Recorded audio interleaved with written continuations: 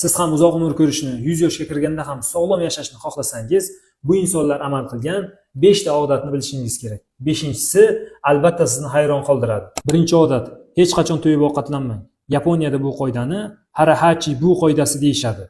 Ovqatlanishda 80% tuyuqlik hissi bo'lganda ovqatlanishni to'xtatishadi. Ikkinchi odat: aslo nonushtadan voz kechmang. Nonushtadan voz kechish umringizni bir kundan voz kechish bilan barobar. Nonushta qilmaydigan insonlarda jigar o't yo'llari kasalliklari, oshqozon ichak kasalliklari, xotira bilan bog'liq muammolar, uyqu muammolari, gormonlar buzilishi paydo bo'ladi. Uchinchi odat: haftasiga 150 daqiqa sport bilan, yengil gimnastik mashqlari bilan shug'ullanish. Sport bilan shug'ullanish nafaqat vaznning kamayishiga, qon aylanishini yaxshilashiga, balkim limfa oqimini ham faol harakatiga yordam beradi. Limfa oqimi yaxshi harakatlandi degani immunitet kuchaydi degani. Esingizda bo'lsin, limfa suyuqligi qon suyuqligiga o'xshab yurak qisqarganda emas, mushak qisqarganda harakatlanadi. To'rtinchi odat: suvni me'yorda iste'mol qilish.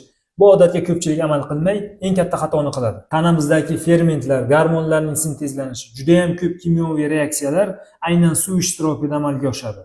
5-odat: ko'p go'sht iste'mol qilmang.